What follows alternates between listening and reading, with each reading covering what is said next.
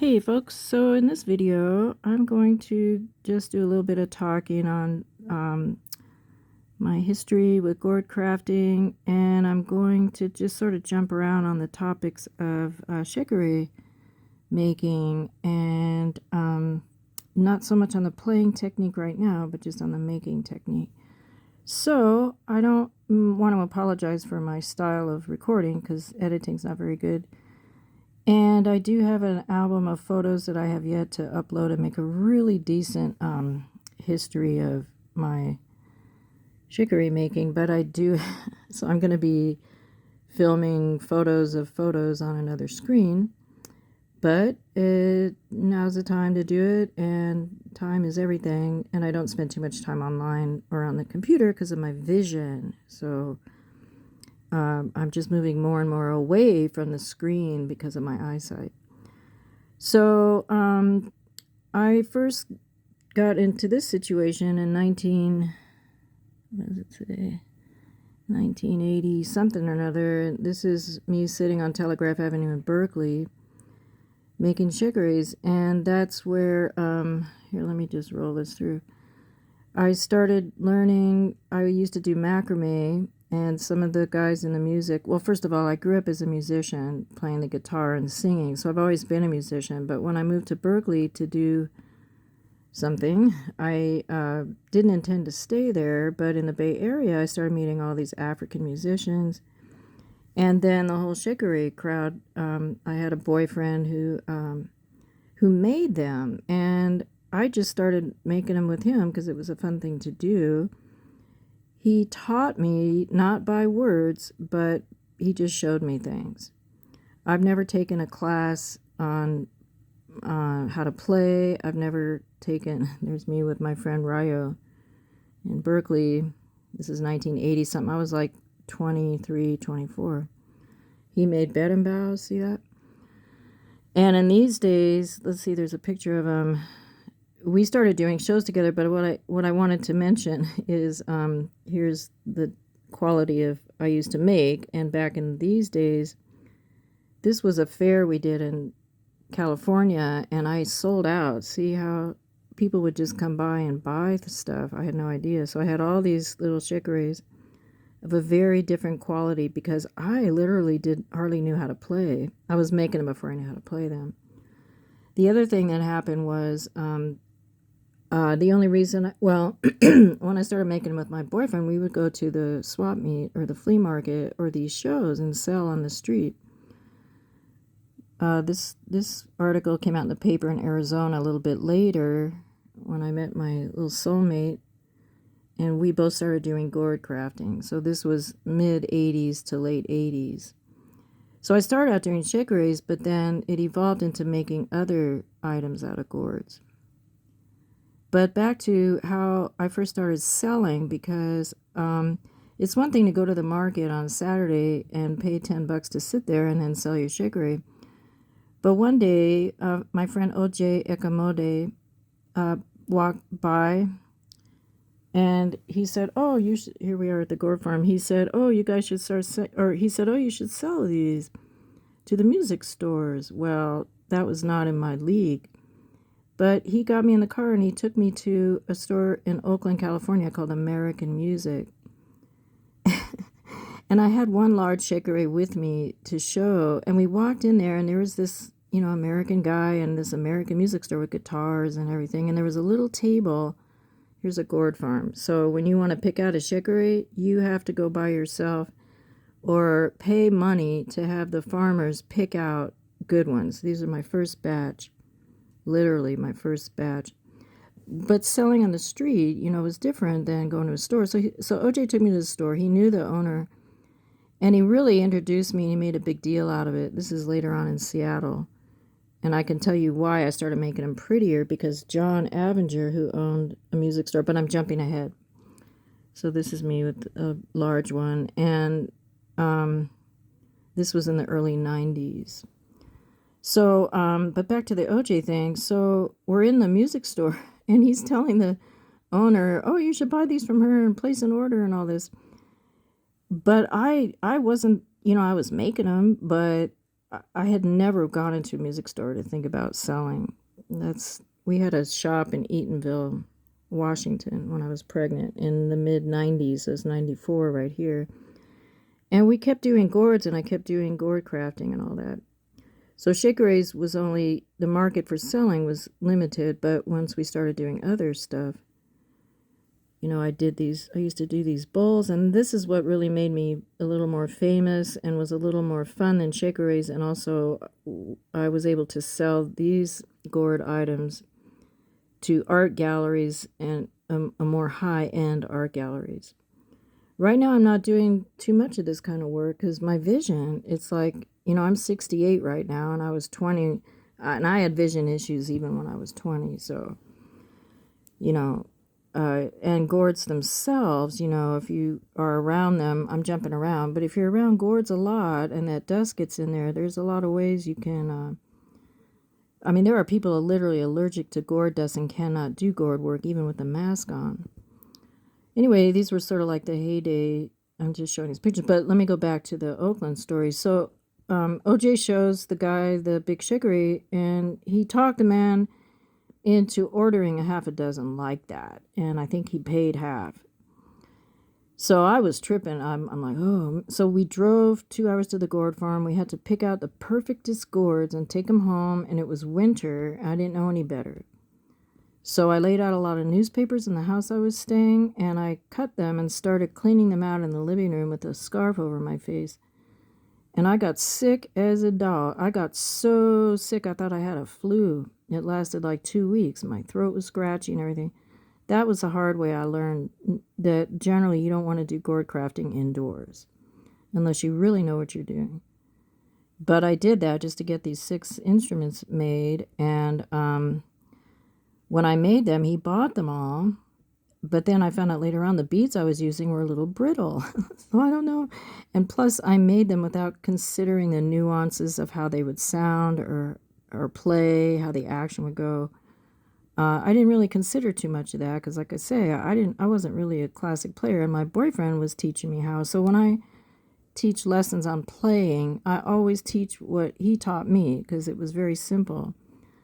And when I watched him make a shekere for the longest time, even though I was a macrame person, I couldn't figure out how he tied off the bottom, all kind of things. But we spent so much time together, and he wanted me to, I wasn't so encouraged to get into this. And in the 80s, of course, here I am mostly white. So I was very self-conscious in that community. I attended Merritt College. I was doing African dance. I was going out, just really into African music, and that's when I found Mbira music and my teacher there. So I spent 5 years there in the Bay Area and just got totally absorbed in doing this. And I started doing it like a side job because I had other nursing jobs that I did. Anyway, so this is another video. I have another channel, but I don't take people to it because it's so controversial. I get shadow banned all the time for what I say on my other channel. So anyway, so he bought those at the music store, and that, if it wasn't for OJ taking me there, I wouldn't have walked in there. And even if I had a loan, I discovered there's a lot of, what would you call it? Oh, I don't know, attitudes about me walking in there with these instruments, because most American music stores do not carry what they call, and this is our gourd gallery in Washington State. This was later on with my ex-husband. He made a lot of these things too. Because everywhere I go, I end up teaching people around me how to make them, but nobody sticks with it, kind of thing. Anyway, back to the store. So I did not want to be selling these, and I would sit at the Ashby flea market, and all the black people there that were selling, cultural stuff and this and that, they're all looking at me, thinking, what am I going to do? Make a business out of basically African cultural art and music. But I didn't want to do that, and I want to make sure they knew that's not what my intention was. I just like sitting around with the boyfriend and making them, and, oh, look, I could do this, as a small business. And then what else happened was, and around that same era, people would come by and they would say, oh, you should open up a shop and hire people. And then they'd say, oh, you got to get a business license because, I was lucky if I sold one shekere a day. And in those days, they, a little small one, like this group here I'm getting ready to go to, 30, $50 or whatever. But, okay, I'm going to admit my attitude about the world right now to say that when I discovered that to get a business license meant you had to pay a portion of your sales to not only the state tax, but the federal this and that.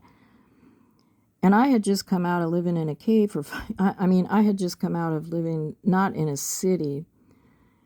And I was learning about the way of the world with taxes and business and all this. And it was just, it was awful. This was 2007 when I sold all of these in one weekend. And now the only reason in my videos I talk about selling points is because it developed into that, usually upon request. These are all semi-large instruments. And these, I custom made these. It took me 2 months to make all these, to go to Jim Griner's show. And I sold all of these in one weekend because he was teaching shekere playing classes in Seattle. What the heck? Okay, what did I do here? Oh yeah, and you have to forgive me because I've been sort of not doing gourds for the last 5 years. I just got in full-time nursing. So off and on I'm doing this business, So right now I'm kind of trying to pick it back up because this sort of occupation allows you to sit still, and I have issues that it's a great job to have, to just sit there and make stuff, I can rest my spine and all this and relax and everything like that. So anyway, that's but yeah, so it was only because I was encouraged. People saw I could make them fast, or I kept wanting to do it, and then I would start designing. But to go back to like this batch and why they got nicer looking and fancier, it takes 3 times as long to make one like this than it does to make one like this. And it has to do with the beads you use, the design you make, the size of the bead, the size of the string, whether the bead can go on the string really fast or whether you have to aim the end of the string into the hole in the bead, all this kind of drama. For example, I just made this one for myself. Where is it? Oh dear. Anyway, where did it? Well, this one is an example. Like this one, I've decided to keep it because I really like it. But see, on this kind, I've got, 2 beads to each knot that you tie, see? And then on some of these shekeres, see, if I use these little beads just for being pretty, see how small they are? But I just love them. And sometimes you have to struggle to get the string through the hole. So it might, like I have this one out there. Where is it? I just made it, and I'm going to keep it for myself. However, let me walk around and show you something else, because while I'm talking random, where did that thing go? Can't find it. That's so weird. Okay, let me take this one. Here it is. Dee-dee-dee.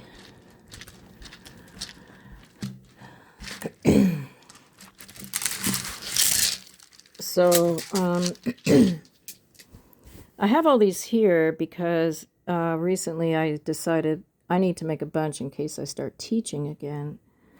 And I got a good deal on these smaller size gourds. And this is nothing compared to what I used to do, but let me show you an example of what I don't want to sell and why I'm having fun. Because nowadays, everyone needs money. Sure, I could use extra, but I'm retired, so my bills are paid. So I don't have to wake up and struggle to pay bills, and the stress level is way down, and I can do this or not. But this instrument, this took me 4 days of sitting there all day for 4 days. Why? Because these are all glass beads, and the holes in these beads, some of them would go on right away, and some you'd have to aim and try. I mean, it took so long to get these teeny beads on this very durable string, right? But, you know, as an artist, you want to kind of do it. So, and this is on a large shekere, and I don't plan on selling it because it's worth $1,000 to me, and I know most people aren't going to want to pay for it. But the reason I got into making like complicated patterns, is this still going? Yes, is because one day when I went to John's Music in Seattle, he was a regular buyer from me. So 2 or 3 times a year, I would take a dozen instruments to his music store in Seattle in the 90s, and he would buy everything from me. But the listener needs to know that when you sell to a store, and I say, okay, you know, I want $100 for this shekere, he'll tag it 200. All galleries and stores mark up double or more on the price. So the artist, me, walks away with half of whatever his ticket is on there. And before I started making them complicated like this, I had gone into John's music store and I showed him a bunch that I have for sale. Then I had one that I'd made for excuse me.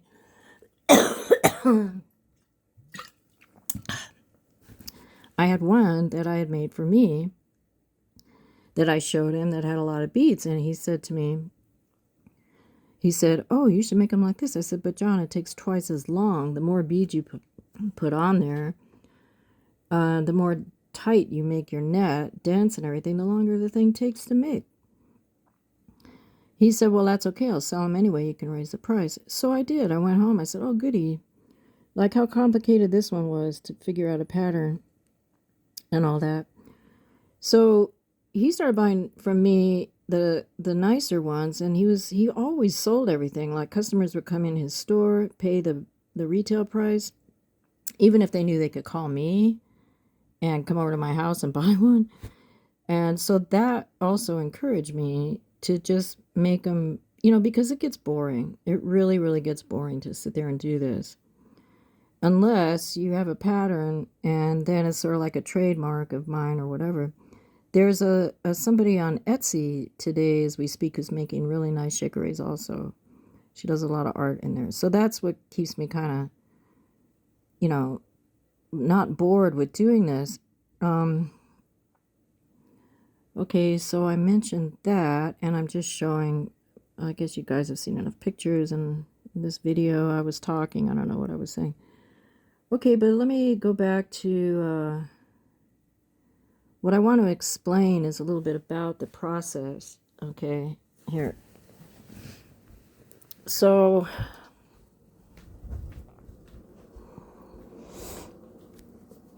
here's an example of some gourds I just got in the mail from a farm, and I went on eBay and got these gourds. I had no idea what she was going to send, except that they were small. The ad said they were short-handled dipper gourds, which were fine, but then look what came in the mail. I'm totally jazzed. Okay, so when you go to the farm and you pick out your gourd, if you want a shekere gourd, like let's say, by the way, these are cleaned on the outside.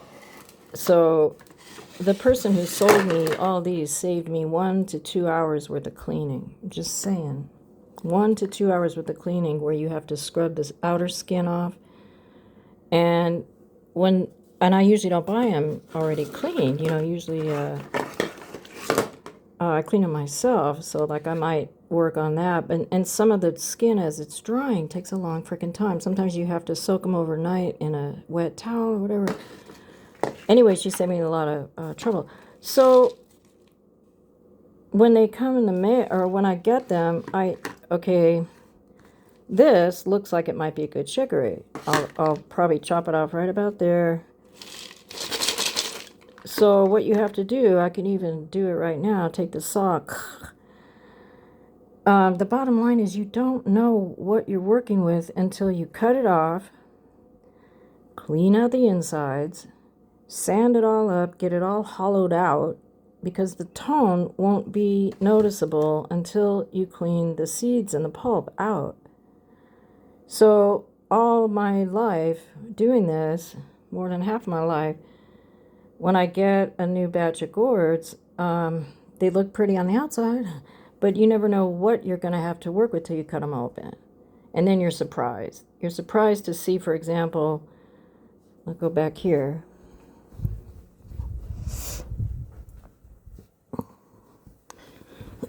Okay, here's a good example. So I opened this one up. This gourd actually was a local one in my friend's garden.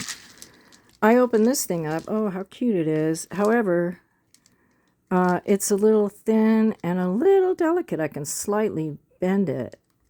And you see, I didn't bother doing a lot of design or even to sell it, because when I started selling them, I said, well, I don't want to sell them if it's a little flimsy.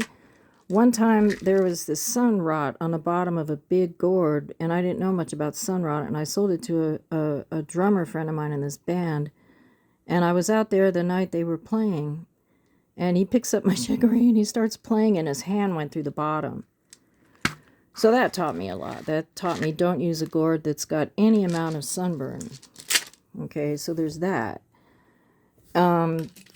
So when I open a gourd and I see, and by the way, when you open them, they're full of pulp and seeds, and they're stuck to the sides, and I have tools. I don't use power tools. It's just my thing. I use hand tools. So, you know, you got to get in there and clean them out. And some can take up to an hour to get all the pulp out with the tools I have. Get your files and your sandpaper and do this. So when I started teaching workshops, I really wanted shekere people or percussion or whoever was interested to come in and actually make one for themselves, to see why and how it happens, and then to understand a little bit more about the so-called retail monetary value. Okay, so that's kind of what I want to talk about too, because the politics of being an American craft maker or someone who makes items that are considered ethnic only, you know, I've learned a lot. Here's this one again. I'm interrupting myself with a couple of beads. These red ones, impossible. They're so pretty, but pain in the ass to get on there. The white ones went on pretty easy. You know, junk like that. But, okay, so you get the gourds. You cut them open. This one's empty, and then you clean it out. If your hand can fit in there, you're lucky, because then you can really feel what you're doing. But if your hand can't fit in there, like in this kind, then I have these tools to get in there and clean it out as best as possible. And that means as best as possible, because if I sell it without cleaning it out, there's going to be all this fuzz and skin and dust coming out, and it can make people sick. It really, really can. Ginger, is her name Ginger Ryan? No. Even the lady that wrote the book about gourd crafting ended up with a tumor in her brain that had coagulated gourd dust in it. So I'm just saying, don't do this indoors, you know. But anyway, where am I going? Yeah, so it's not until you open it. You hear that? That you know if it has a tone, if it's any good. So like if I had a dozen fresh gourds from the farm, I would open them up all at once outside and then get excited because, oh, look, this one will work, that one will work. And there usually be like 2 or 3 gourds that look good on the outside, but then would not work as a sellable item. Because again, you don't want to make flimsy stuff, right? And what's a guarantee? There is none. And so anyway, but back to the price, the business end of it. So in California, there was, you know, and me being involved in the traditional African music, cultural thing, and hanging out there at the drums, all that at Sprout Plaza with the Berkeley drummers, which those days are kind of like they're still sort of there, but I think, anyway, I left in 1985, so I haven't gone back there at all. But in America, these are strange. These are still strange to people outside of this sort of musical area. Even though I've sold to lots of musicians, bluegrass music, because these make sound, there you have it. Now, there aren't too many of us on the planet Earth that make these at all. So when, well, let me jump ahead to this thing because this batch here went out for sale in 2007. And I had just created an eBay account. I wasn't really using, let's see, no, I created eBay in 2008. But I wasn't selling online. So when eBay showed up and I had a way to sell online, I started doing that. Why? Because I could charge my wholesale price, the amount I felt was fair for my hours, my time, and then the rarity of the instrument, etc. So I could list it on eBay for $150, $200, knowing that the art gallery or the music store was not going to bump it up to $400 because they always do that. If you sell your stuff in a gallery, the owner is going to bump up the price double. So when a customer comes in and goes, oh, this Shekere's $400. If it's in California, so what? 400 is nothing. And I've sold in Beverly Hills stores, everything. But out here where I live, my friends, don't have a lot of money. They want something. And if I say it's 100, which I'm getting ready to price all of these somewhere around $100 because, even if I like this one, okay, it's small, you say, right? And, oh, look, there's not that many beads. Yes, this didn't take nearly as long to make as the other ones, so it went pretty quick. So let me just talk about the cost. Okay, this gourd, all right, let me explain about the farms if you're interested in, okay, I'm sorry. If I grow my own, that's a way to go. And this year and the past couple of years, I'm in an apartment, so I'm not growing my own.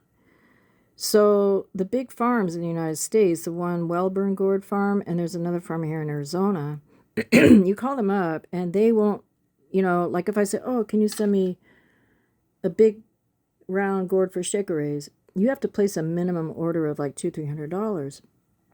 They're so busy there. And if they're the ones that are walking outside to pick out the gourd just right for you, they charge that. Shipping is a big charge. So a year ago when I bought this one, when I bought some bigger gourds, I had to spend $500 when it came down to it just to get the gourds. And that's sorry, it's early morning. So that's sort of a pain in a way, although it makes sense business-wise because these gourd farms are just incredibly busy. So the cost now has really gone up because gourd crafters are usually people they sell to high-end markets, rich people, i.e., and or they keep it for themselves. But if you ever go to a gourd crafting show, you'd just be blown away. And usually I'm one of the few people, if any, who have this kind of product. So basically a raw gourd this size, 9-10 inches, is gonna, if I have it mailed to me, it's gonna come out to like the gourd itself alone without being cleaned is $10 to $20 each. Period. So I get that, I work it, I buy the string. There's probably $2 or $3 worth of string on each of these. And in the bead area, I gotta buy the beads. So there's like anywhere from, I would guess, $10 to $20 worth of beads on each instrument. So there's that. So add that up, the cost of the gourd, cost of materials, and then the labor. So when I started teaching workshops in the 90s in the Seattle area, I had the time of my life because I had a friend named Simone La Drumma, and she had a lot of drum students. So she set up a workshop for me to have, like a playing workshop. So I went to two, a room was full of people, and I took all these shakeries because who's going to make all these to teach a class? You have to have enough for everybody. So that's what I had to do. I had to show up at a class with all these there, teach playing technique, and then maybe some of the people there would buy some and go home. Okay, but what was I going to say? Oh, yeah, so I taught these playing classes, and then a couple of the people, oh, I'd love to make my own. I said, okay. So I arranged a workshop. The first ones I really did, no, they weren't there. They were back here. Well, anyway, I arranged a workshop, and I charged $100 a day. And it was usually a 2-day workshop. They didn't believe me. And I made the people come. Well, they would come. I would have a whole bunch of plain gourds uncut on the ground. So here, pick one out. And then I had a bunch of saws and files and sandpaper and everything. So we sat outside. The first workshop I had was like 6 people. And they were mostly women. I don't think there were any men at that workshop. And it was winter, you know what I mean? So we had to go outside in the back and cut everything. And then I gave them the tools. They're scraping. Do you know there was only one lady that finished cleaning her gourd out by noon? They showed up at 8 or 9, and they were not ready to sit down and do the string for a half a day, right? And everybody had a different way of doing this. Now, because I've been doing it for so long, I go fast. So I'm seeing, okay, well, if people are experienced with craft work, woodwork, whatever, files, sandpaper, but a lot of people have never done that stuff before. So I had the pleasure of watching how long it took people to prepare the gourd. Then we sat down and it was time to do the string. So, which I would be more than happy to make a tutorial about that alone. But how interesting was it when I would watch these different people just, do what I was doing. I would talk a bunch, and then when I started talking about, well, this is, how tight you tie this knot, you explain things, right, while you're working with them. So while they were making theirs, I was making mine, and then I could just talk through it. It was really fun. But along the way, I remember this lady sitting next to me.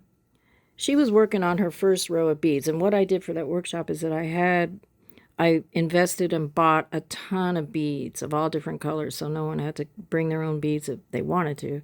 But I had a really nice selection of all kind of beads. Now, when I make these, I don't want to count. But you can see generally, like, this would be like 35 of these whites going around. And then,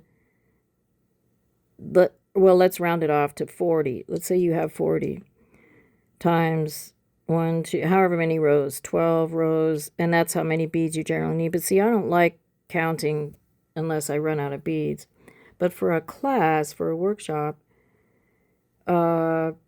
you got to get into the whole bead thing and counting and figuring out a design, blah, blah, blah. So it's probably easiest just to say, hey, just take a bunch of white beads and, make it white or whatever, like that. But in the workshops, for the $100 for the whole thing, I give you the gourd, the supplies, let you take home some tools and all that. And what I discovered, so the lady next to me was doing her first row and chit-chatting, and then she interrupts me. She goes, oh, look, how come this isn't working out? And I saw she was working on her second row, and her net was not laying down this way. So I had to back up and explain to her how to widen these triangles as you get to the center of the gourd, and then narrow them ever so slightly. You can't even tell. So all of these nets are made to fit the gourd, basically. And that is why yesterday I changed the net on this one to put it on this gourd, and look how perfect it fits. And it's playable See, the tone, you can still hit on it. I play pretty hard with my hand hitting on the string, even on the beat sometimes. So you can get the tone out. But anyway, the point being, what was I going to say? Yeah, sometimes I'll make a net that maybe it doesn't fit right or something, and then I'll just take it off and put it on a different one, you know. But I have the option to do that because there's all these options. Whereas, you know, if when people come to the class, it'd be like, okay, this is one gourd, one shekere, I'm going to take it home, and then I'm happy. And all these years, I'm like, well, if somebody else starts doing these in mass, then I won't. Then I can retire and do something else, and at least pass it on. You know what I mean? Because it's nice to be the only one that does something, but in a way, it's pretty freaking weird, if you know what I mean. So when eBay came out, I started listing stuff on eBay, and then I'm selling all around the world. To all these different people from my home. I would just list it, and in those days eBay lets you put videos in real easy. So I'd make a video real quick, upload it, you know, with the sound, and I did that for years until about 5 years ago eBay changed hands, and then they fucking made it really hard for small businesses like me. Oh, they just screwed up the whole eBay system. And a lot of us complained about it. They just got real militant about this and that and the other when AI took over eBay.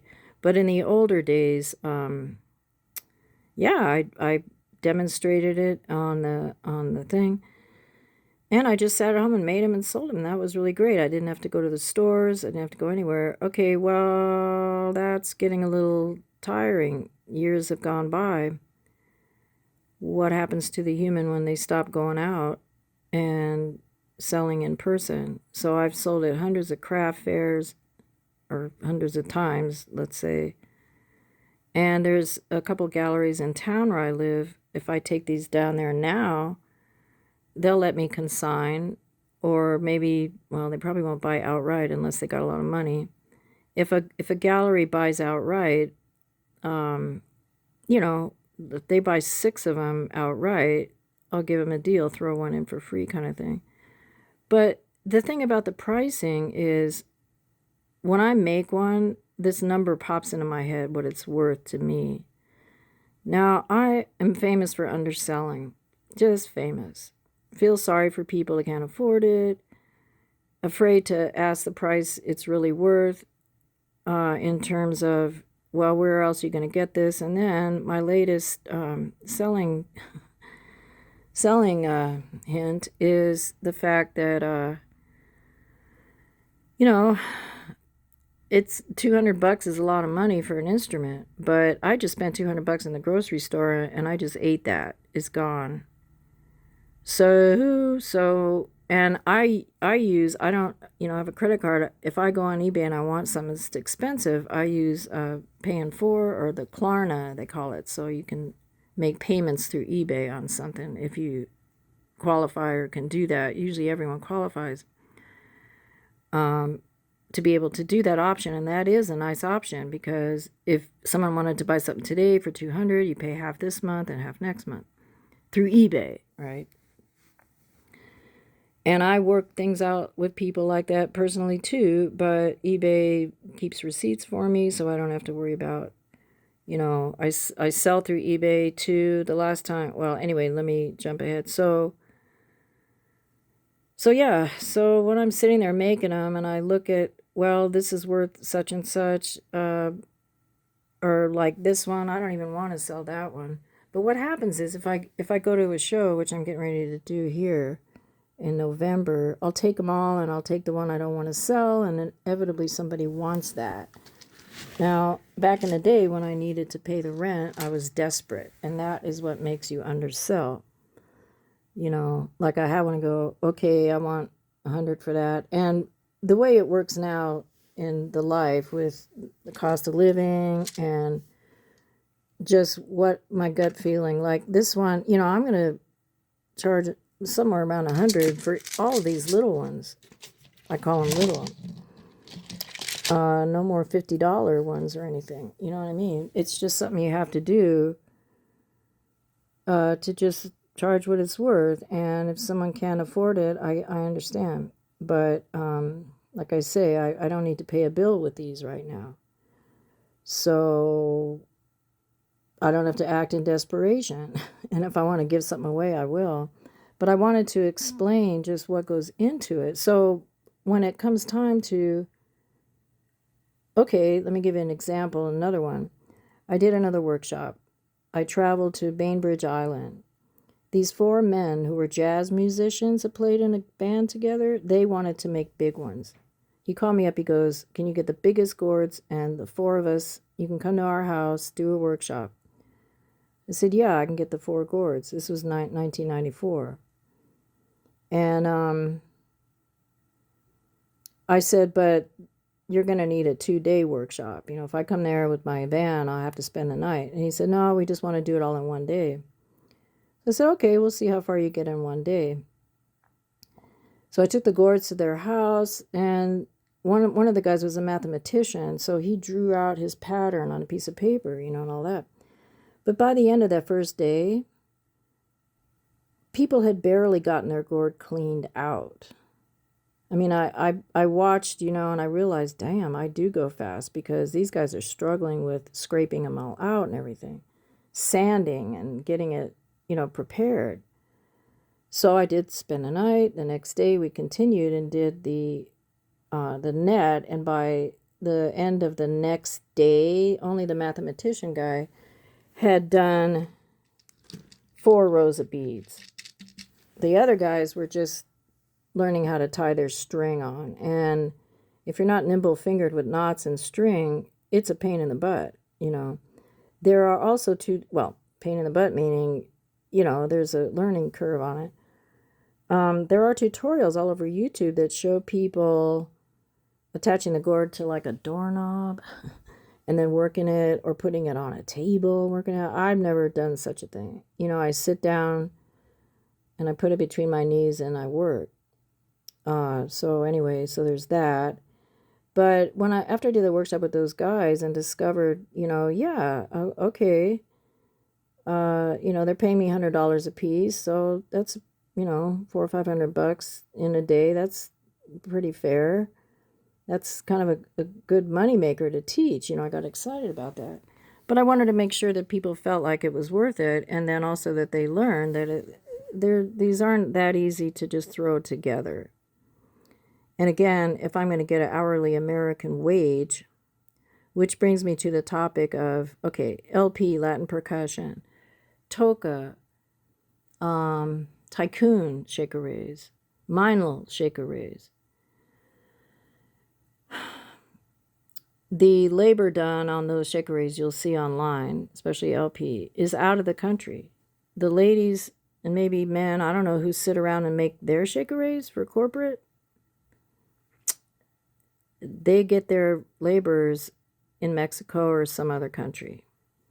I actually tried to trace this corporate shekere seller called Tycoon Shekere when they started selling on eBay. You know, I went and I looked at their website and everything, and I wanted to find out who made them. See, because here I am featuring, oh, I make these, da-da-da. But all these other shekeres, who makes them? And you know, Jim Greiner, who I've worked with and I sold a lot of stuff to, he, hang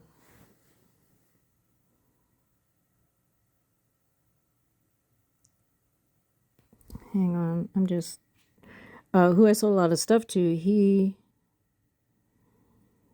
when he came to Seattle to do that workshop, he called me up. He says, I need 18 or 20 shekeres for my class. Can you make them in 2 months? And I'm like, well, Jim, you fly around the country teaching corporate drum shekere classes, because he teaches how to play. And I said, well, why don't you take shekeres with you? He said, oh, no, I can't carry all that on the airplane. So where is his source? You would have to go to LP and buy through their store.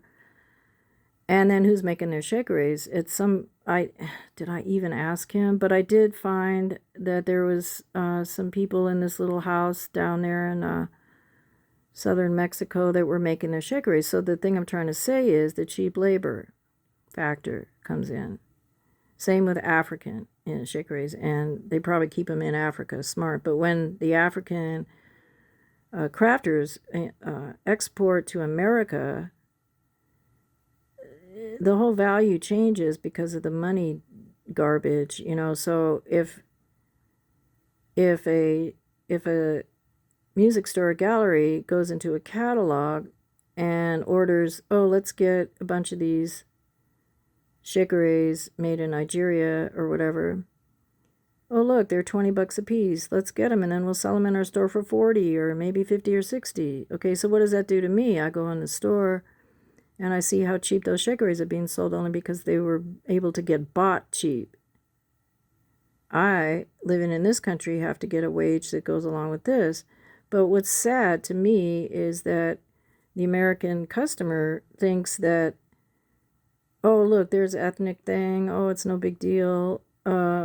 Why should I pay a lot? Like, oh, how about $30, $40? And then when I'm selling in person, I end up explaining all these things I'm talking about now to try to justify my price or whatever.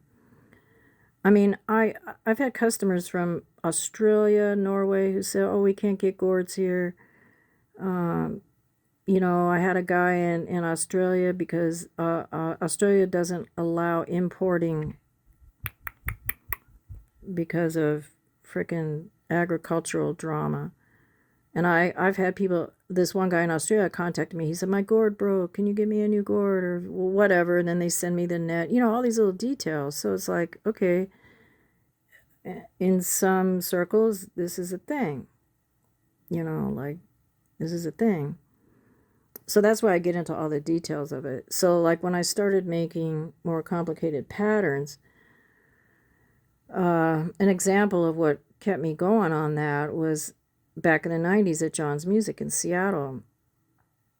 I made some black and white ones that were really intricate with small beads, everything, and they were real nice, like a set.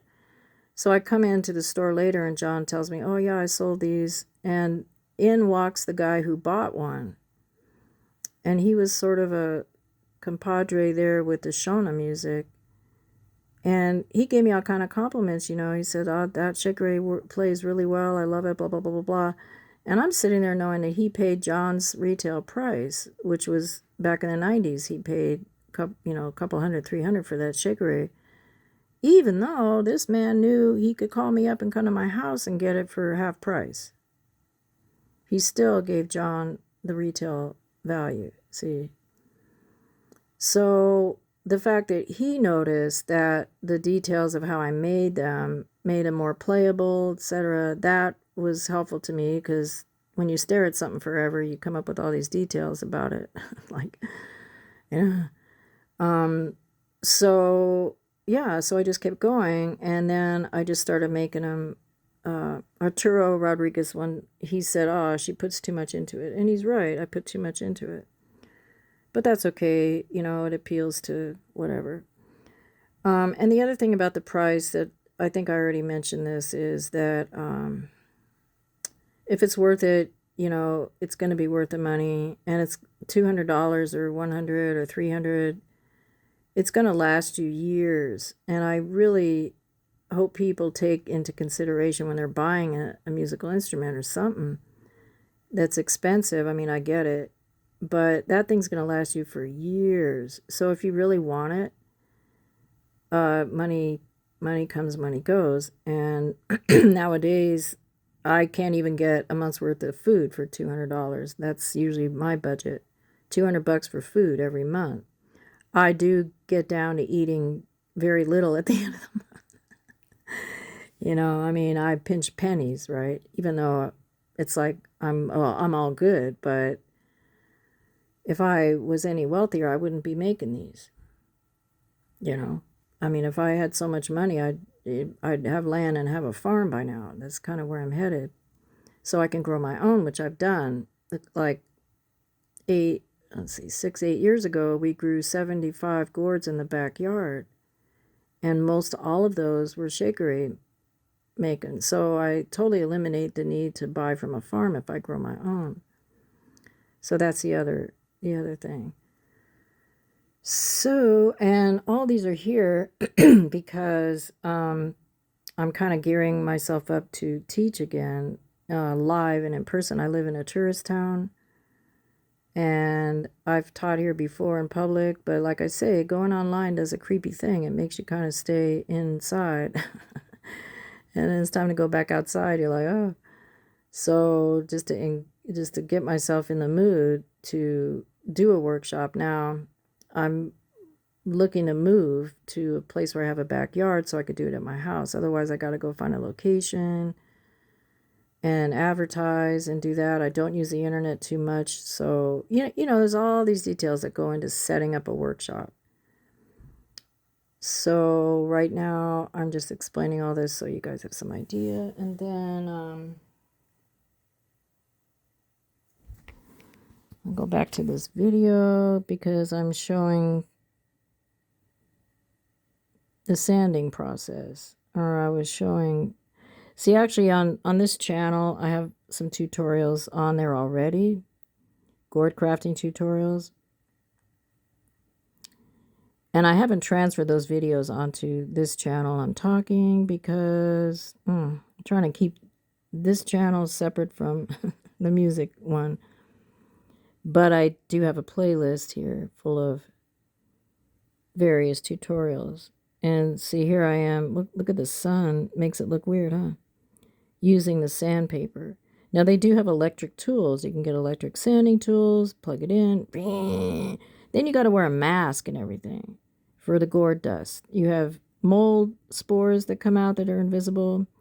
You have dust from what I'm scraping right here that you can see some of it, and some of it smells really bad. And if you accidentally breathe this stuff in, like I know how to control my breathing so that I don't inhale it, but sometimes I miss and I inhale it, and it is bad. So that's another reason why a Shekere and a gourd crafter is kind of a rare artist in the sense of what materials they have to use to make the product, And there was a woman I knew that she lived in New York City, and this is way back before the internet, but she had to quit gourd crafting because even when she wore a mask and everything, somehow the whole dust smell thing got into her body anyway. So anyway, there's that risk factor. And I don't like to wear, masks. I could just go outside, wear a scarf, but I like to wait till it's a breezy day so that the breeze comes by and blows the dust away as I'm cleaning. There's all these little tricks to how to avoid inhaling gourd dust. So right here I'm showing the gourds I flashed a camera on before that were art pieces. I use oil pastel, this kind, and a wood burning tool. And then, because I was like 5 years into making Shekeres, and then I met my partner. I moved back to Arizona, and one day he started looking at gourds and making stuff, and then I said, well, maybe I can make other things, and I just started decorating the whole darn gourd. So I had gourd, Shekeres, I had gourd art, Shekeres, and masks, and we had earrings and all that.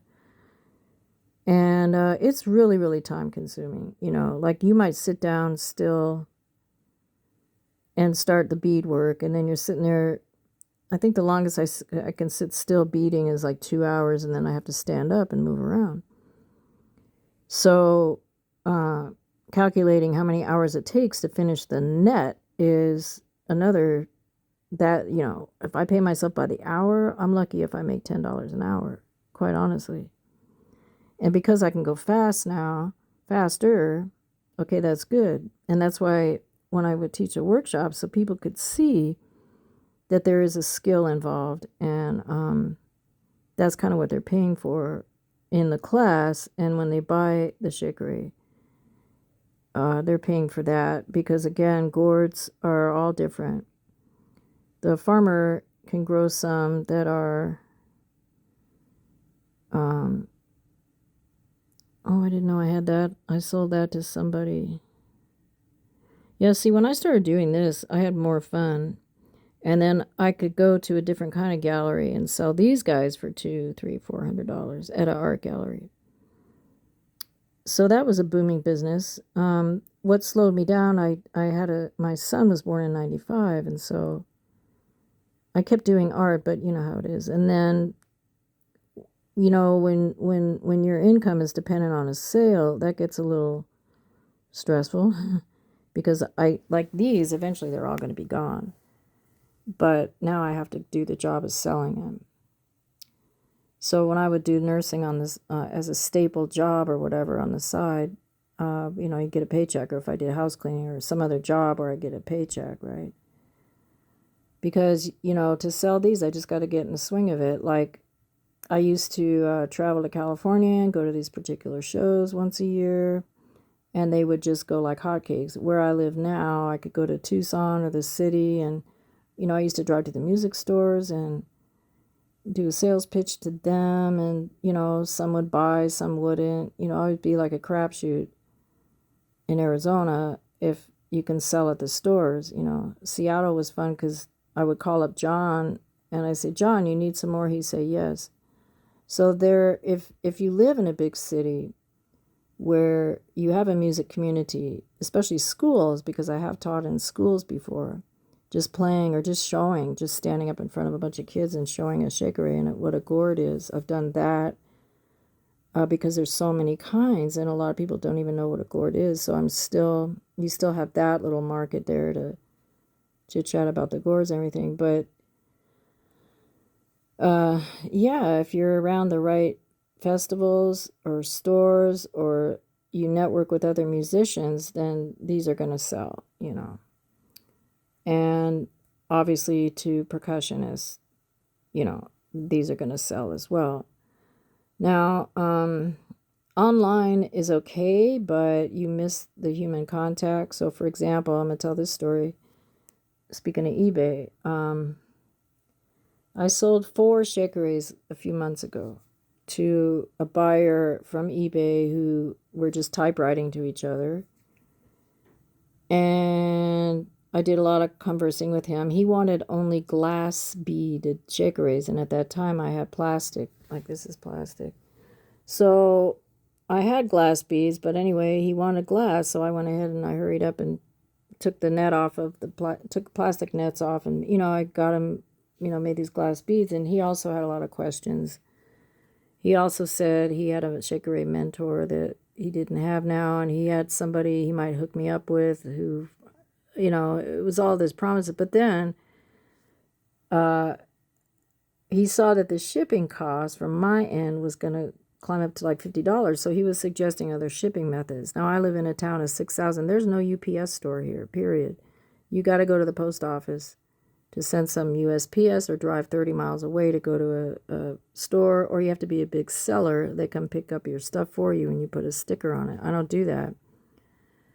So the point being, then this particular customer, because we started talking off of eBay, I forgot to mention, every sale, if I sell this today for $150, eBay is going to take 15%.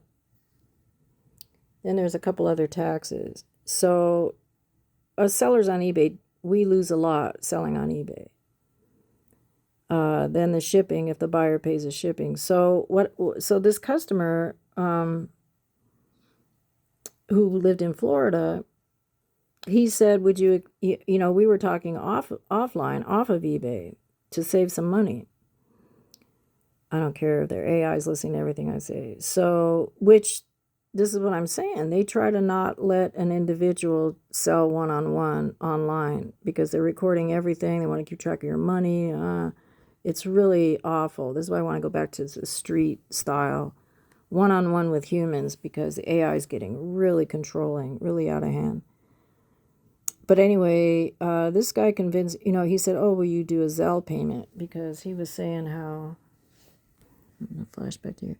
He was saying how Zelle That's the tool I use to scrape. How Zelle is free. So I did him that favor. I went, opened up a Zelle account, and then he sent me $400, and I sent him 3 or 4 shekers or whatever it was. 2 days later, I had money stolen out of my bank account by 2 different factions. And in both places, one was from Germany, actually bought some shoes on my bank card, and another person, Foot Locker, was another one. Anyway, I lost $200 out of my account from no good reason, just theft. And I had to go to the bank manager and blah, blah, blah, blah, blah. And then I thought, okay, well, look, it happened right after I opened up that Zelle account. Who knows what happened? So I am not going to do any other payment method except for, PayPal. PayPal's been pretty straightforward and clear with me all these years, right? So see here I'm showing where I cut open the gourd, and now I got to clean out all that junk. And see that tool? That's a wall bracket you can get at a hardware store. And it bends really good, and it has sharp edges. So that tool plus some other tools will go inside the gourd where your hand can't fit. See here I'm talking about the edges. So how long am I going? So this is over an hour. But I'm going to upload this anyway because I hope this answers some people's questions, and that I can get some understanding about my pricing. And, like I say, I feel sorry for everyone that can't afford anything. So I used to just always go down, down, down until I'm feeling like, wait a minute, I need to go to the dentist. So I may not have to pay a bill, but I need a few $100s to go to the dentist right now. So, and I've just made a vow to myself, don't undersell, because, the psychology of oh, look, it broke. The psychology of underselling a product, which people do in desperation, but I'm not desperate. So if someone doesn't want to pay my price today, well, maybe later someone will pay that price. And you know what I mean? The whole thing. Now I like to barter. So if someone wants to buy something, you want to trade? I have traded all kinds of things. I've been a barter person forever. So I don't always need money. I need the things that money can buy. I've traded with dentists for dentist appointments. I've done a lot of trading. So money's great, but to this day I'll trade if someone sees something. So anyway,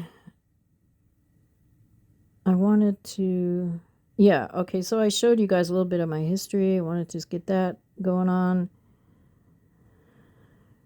And, when I stop for weeks or months and I stop making these, I start feeling kind of depressed, sort of like I have a lot of other skills, and ways to do this and that, a lot of other things. But I really miss these after weeks if I'm not working. My body starts to atrophy, my muscles start to literally, right? So I just love gourds, and I don't get tired of them. They're all different, they're all new, but now and then I have to take a break, And if I can get into a house with a backyard and start growing again and teaching from my house, then when people come here, I can advertise and get students here, because that's the best way to do it in your own house.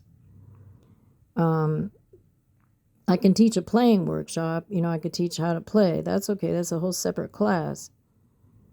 But that doesn't show anybody how they're made. And you can talk all you want about how they get made. But until you have to do it, it's hard for people to appreciate what goes into it. And that also, some of these, like this one, I clean out all the seeds through this little hole. And it doesn't take as long because I don't have to sand it the way I do an open one like that. So some of these do get made pretty quick,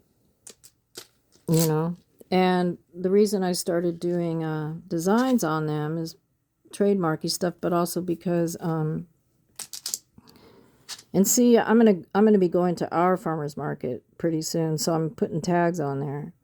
And I know people are gonna look at, oh my God, that's too much. And so there's certain ones here, if they talk me down $20, I might do that. And why? Also, this is a plastic bead. See, I don't value plastic beads so much. Plastic beads sound and they work really great. But the boyfriend that taught me this, he had an attitude back in the 80s. We don't use plastic. So we never used plastic beads in the 80s. We just used these little glass beads. And then if you go bead hunting, you'll find these perfect glass beads. Like they have like a high pitch, and they're small. Wood beads. This one's like is a mixture. But anyway, I'm just saying. So yeah. So I'm just going to take money through PayPal or a money order. And yeah, I forgot to mention, all these decades, I have not opened up a business, had a business license. I have an attitude about taxation, and even though I've complied in the past, done other things where I did everything you're supposed to do, I just had this gut resentment for the atrocious, atrocious reality of taxing every move that a human being makes.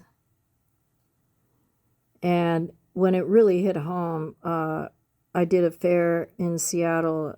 It was called Folk Life Festival one year, back in the 90s. And it was an indoor festival. You had to pay $300 just to go there, just to have a table. You had to pay them for the privilege of selling at their place. That's standard. $300 you have to pay to sell your stuff at a fair. So I paid, and I had a ton of stuff. I had the nicest booth. Everyone came by, oh, we love your stuff. No one bought a dang thing, except one man said, hey, I want to buy this $500 bowl for my wife. We're getting married. Would you accept payments? So he lived near me. So he gave me $100 down, and he paid $100 a month until he had that bowl. But when I left that show, we were supposed to turn in sales receipts to headquarters there, the people that were running the Folk Life Festival. I just went home. I didn't make anything. I didn't sell anything. I didn't make my $300 back or nothing.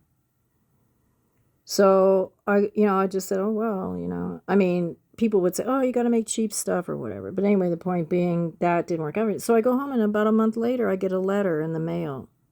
From who?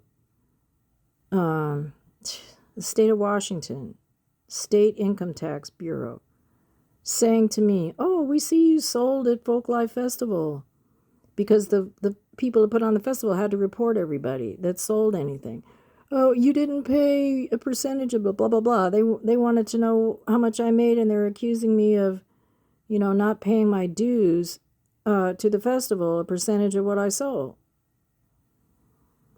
So that reality is so fucked up that I just refuse to play. I refuse to get a business license. I just sell under the table. That's what they call it, under the table, one-on-one. Because by the time I finish making these, and here I am trying to convince a buyer why $100 is fine, and on eBay they're going to take 15% plus another tax come on top of it. So what? I'm sharing my income, with everybody else. This has always pissed me off. So no, I've never had a business license, and no, I'm not starting a factory in America, because obviously, unless you have a buddy that makes them with you and then you go to a fair, which is what I had with my, significant others, is we would sell stuff together. But as far as teaching other people, who the heck wants to do this in the first place? And how am I going to pay anyone per hour? I have a good friend who lives next door to me. She knows how to macrame real fast. She don't want to do these over and over. I'm telling you, yeah, it is slave labor. Sorry, cheap labor that's going to make these. And so, it's all relative, right? It's just like if I go to the market and, I'm sitting there at the table, maybe I'll make a sale that day. And then someone will want this little one, and I'll just, give them a price cut because whatever, like in the moment. So the artist can fluctuate on what the value is of something, but the art world is so corrupt. I have so many stories. So I just try to keep it, I'm getting my minimum wage. I'm getting paid for the materials and the fact that it's one of a kind. You can't find it nowhere else on the planet. You'll find Shekeres here and there. But you can go online right now and see what they're selling little ones for.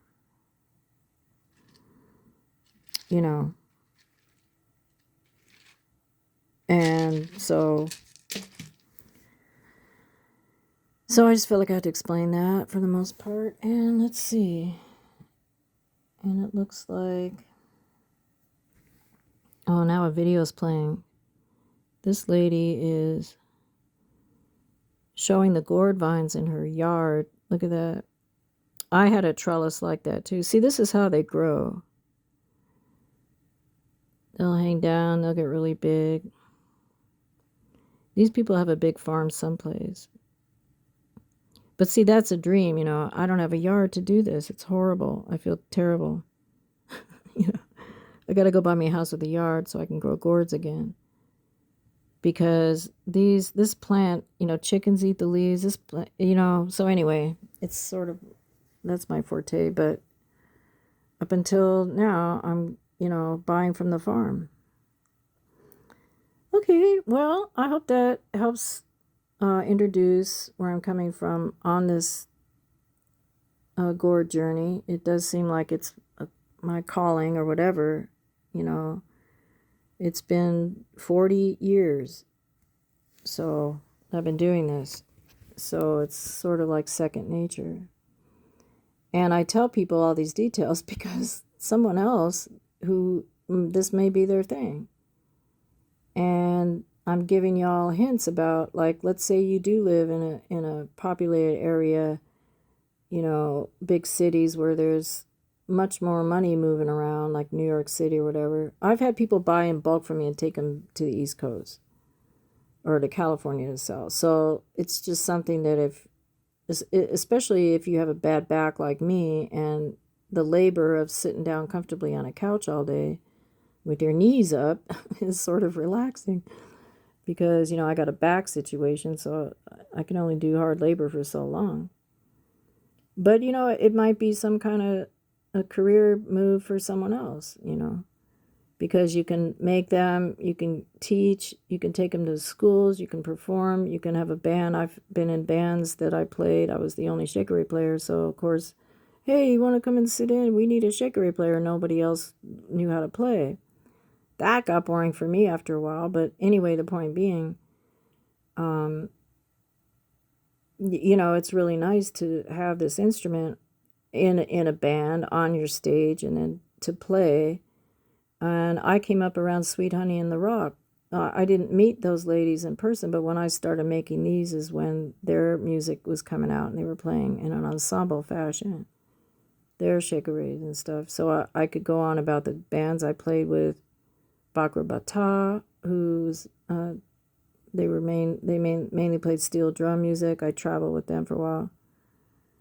Neon Prophet, here in Tucson, a reggae band. OJ's band.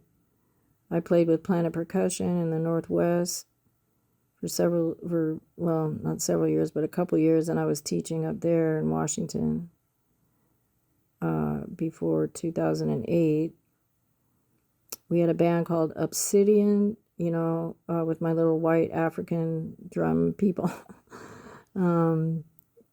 Because really for me to do this kind of work around African American people or African people, I have to kind of go live in a city. So I live in the outskirts of the city. I'm mostly around white people and people who don't know about gourds nor percussion or any of this, but most African people know what they're looking at, but American people don't. So I've ended up functioning like oh, what's that? And then I've gone to schools. I've had high schools pay me to go do little workshops and teach and stuff like that. So yeah, I mean, if you grow gourds, like right now, a friend of mine just told me he's got some coming up. I'm like, sell them to me.